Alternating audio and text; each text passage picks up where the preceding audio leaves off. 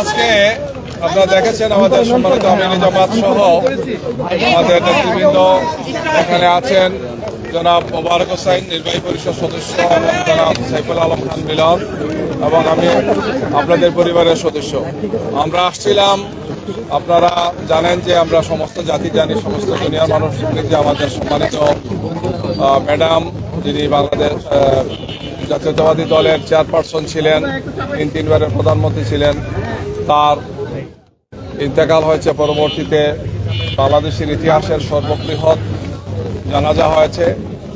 আমরা জানাজা নামাজও ছিলাম, দেখা হয়েছে। তারপরে আজকে আমরা সম্মানিত ভারপ্রাপ্ত চেয়ারম্যান জনাব তারেক রহমান সহ তার পরিবারের সদস্য এবং কেন্দ্রীয় নেতৃবৃন্দ সবাইকে সহানুভূতি এবং সহমর্মিতা জানানোর জন্য আমাদের সম্মানিত আমিরে জামাত আসছিলেন। এই জন্য সৌজন্য সাক্ষাৎ হয়েছে খুব সংক্ষিপ্ত। এই পর্যায়ে আমি সম্মানিত আমিরে জামাতকে আপনাদের উদ্দেশ্যে সংক্ষেপে তার অনুভূতি ব্যক্ত করার জন্য বলছি, অনুরোধ করছি। আসসালামু আলাইকুম ওয়া রাহমাতুল্লাহ। মহান আল্লাহ রাব্বুল আলামিনের শুকরিয়া যে আমরা একটি নৈতিক দায়িত্ব পালন করার জন্য এখানে এসেছিলাম। আমরা সবাই জানি বিএনপি চেয়ারপারসন সাবেক প্রধানমন্ত্রী বেগম খালেদা জিয়া, তিনি জাতিকে তিনবার নির্বাচিত প্রধানমন্ত্রী হিসাবে নেতৃত্ব দিয়েছেন। এর বাইরেও তার একটি সংগ্রামী আপসহীন জীবন ছিল।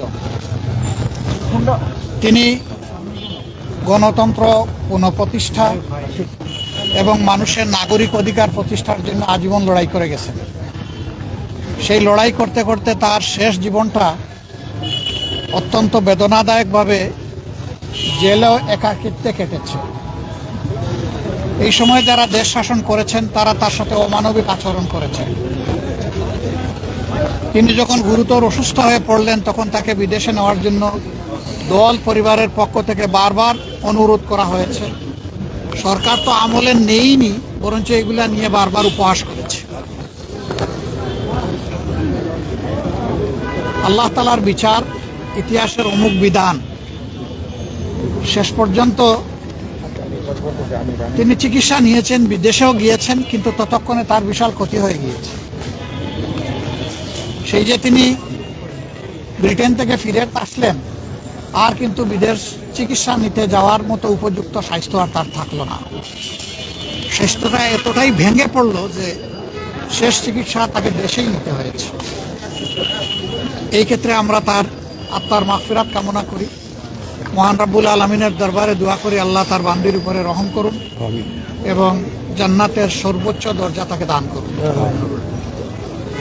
আমরা সহানুভূতি জানাই, সহমর্মিতা জানাই তার সন্তান বিএনপির ভারপ্রাপ্ত চেয়ারম্যান জনাব তারেক রহমান সহ তাদের পরিবারের সদস্যবৃন্দ, সংগঠনের নেতাকর্মী এবং তার চিকিৎসা কাজে যারা নিয়োজিত ছিলেন, সেই সমস্ত চিকিৎসক সমাজের প্রতিও আমরা ধন্যবাদ জানাচ্ছি, কৃতজ্ঞতা জানাচ্ছি যে তারা বেগম খালেদা জিয়া দেশনেত্রীকে অত্যন্ত আন্তরিকতার সাথে তাদের সর্বোচ্চ যোগ্যতা অনুযায়ী তারা চিকিৎসা সেবা দিয়েছে।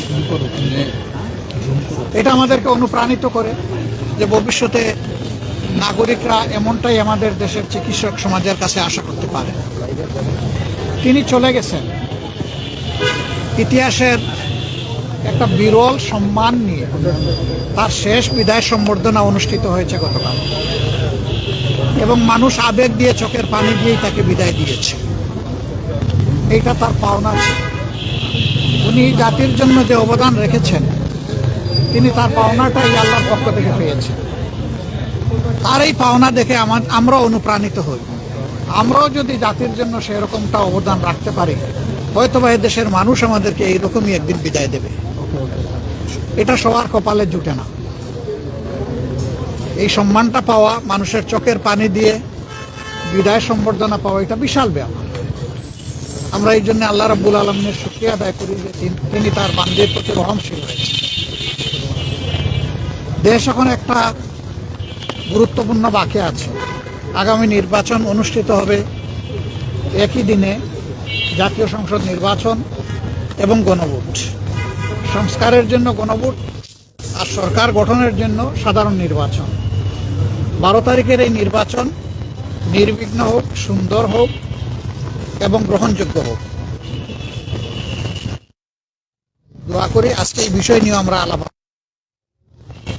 এবং আমরা এটাও বলেছি, প্রিয় দেশের স্বার্থে অতীতে আমরা একসাথে কাজ করেছি, আগামীতেও দেশের স্বার্থে ইনশাল্লাহ আমরা একসাথে কাজ করব। তারেক রহমান সাহেব সহ বিএনপির নেতৃবৃন্দ একই আকাঙ্ক্ষা ব্যক্ত করেছেন, আমরাও একই আকাঙ্ক্ষা ব্যক্ত করেছি। এমনকি আমরা এটাও বলেছি যে 5টা বছরের জন্য জাতির স্থিতিশীলতার স্বার্থে একটা সুন্দর পরিবেশ ফিরিয়ে আনার স্বার্থে আমরা সবাই মিলেমিশে ভালো কোনো চিন্তা করতে পারি কিনা সেটাও আমাদের চিন্তা করা দরকার।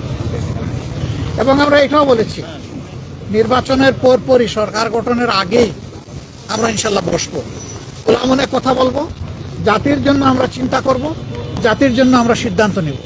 আপনারা দোয়া করবেন আমরা সবাই যেন ম্যাডাম যে ঐক্যের জায়গাটা পাটাতন যেটা তৈরি করে দিয়েছে তার উপর দাঁড়িয়ে আমরা যেন আমাদের দায়িত্ব পালন করতে পারি। আপনাদের সবাইকে অসংখ্য ধন্যবাদ।